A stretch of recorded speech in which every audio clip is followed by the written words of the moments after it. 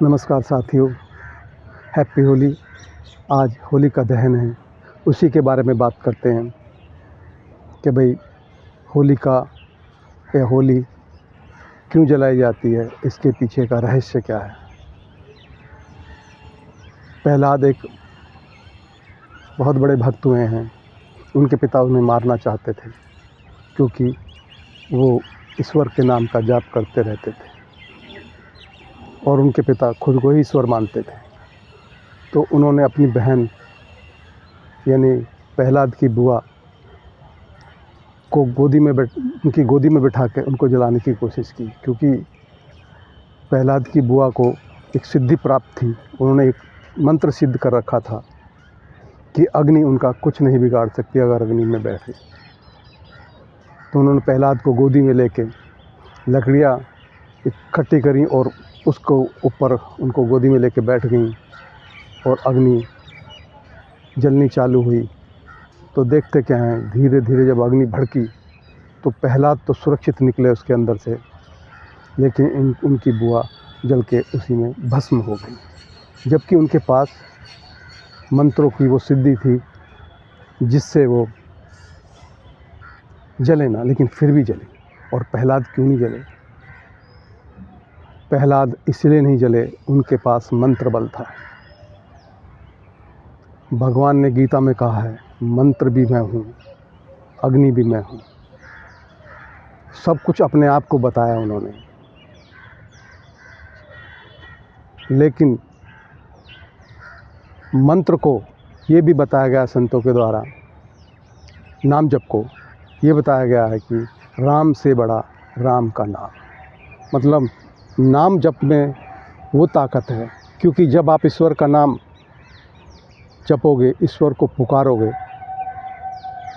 तो वो क्यों नहीं आएंगे।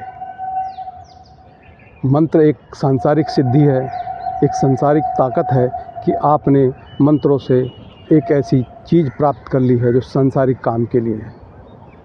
लेकिन परमपिता परमात्मा जिसने दुनिया रची है, जो दुनिया का मालिक है,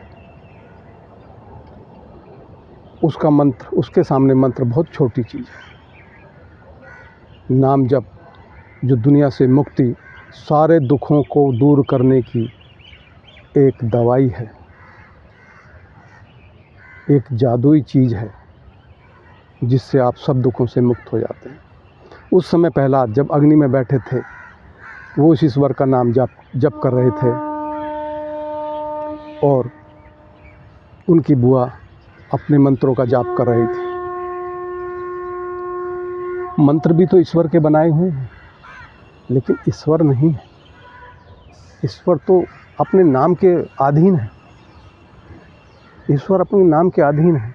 उस नाम की ताकत से प्रहलाद सुरक्षित बच के निकले और उनकी बुआ उस अग्नि में भस्म हो गई।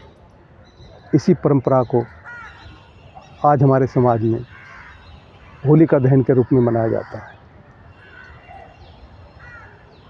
आप होलिका मनाते हैं, लकड़ी इकट्ठी करते हैं, पूजन करते हैं, लेकिन हम सब ये भूल जाते हैं कि ये जो हम होलिका दहन कर रहे हैं, इसका मतलब क्या है। और यहाँ से जब हम अपने घर जाएं, होलिका की पूजा करने के बाद, होलिका दहन की पूजा करने के बाद, तो हम अपने घर किस सोच के साथ जाएं। देखिए, ये हमें ये सिखाती है कि संसार में आपने कोई सी भी ताकत आपने इकट्ठी कर रखी है। पैसा, वो भी कुदरत की देन है। बाहुबल, वो भी कुदरत की देन है। रिलेशन, पद की पावर, ये भी उसकी देन है। आपको सुरक्षित ये चीज़ें कर पाएंगे क्या? क्या हमेशा आप सुंदर बने रहेंगे? क्या हमेशा आप पावरफुल बने रहेंगे, कभी बूढ़े नहीं होंगे? तो ऐसी कौन सी ताकत है जो हमेशा हमें पावरफुल बना के रखती है? वो प्रहलाद की पावर है। वो प्रहलाद का जो भजन है, राम से बड़ा राम का नाम, हमें घर वो लेके जाना चाहिए। ईश्वर का नाम जपते रहना चाहिए। ये एक प्रेरणा हमें होलिका दहन से मिलती है। आप अपने घर जाएं तो ये विचार के साथ जाएं जिससे आप मुक्त, आनंद और भययुक्त जीवन जी सकें। एक भजन ही है जो आपको भयमुक्त जीवन जीने के लिए प्रेरित करता है। भगवान गीता में कहा है कि मेरा नाम जप कर और युद्ध भी कर। अब दोनों काम एक साथ कैसे होंगे? अर्जुन ने यही पूछा कि भाई मैं नाम जप करूं और युद्ध भी करूं, ये कैसे पॉसिबल है? जो आपकी सांसों की माला है वो कभी रुकती नहीं है, वो उसी के अधीन है। आप उसको चाह कर भी रोक नहीं सकते। आप हाथ हिला सकते हैं, पलकें झपका सकते हैं, कुछ भी और फिर आप क्रिया कर सकते हैं, लेकिन सांसों का जो चलना, आना और जाना उसी के अधीन है। हर सांस में उसका नाम जपिए और काम कीजिए।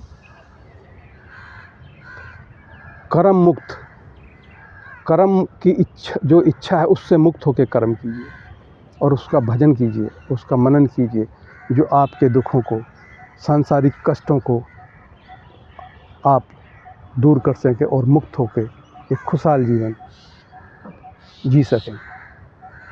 मेरे विचारों से अगर सहमत हैं तो कमेंट्स में ज़रूर लिखिएगा और मेरी इस वीडियो को लाइक, सर्कुलेट और चैनल को सब्सक्राइब ज़रूर कीजिएगा। आपका बहुत बहुत धन्यवाद।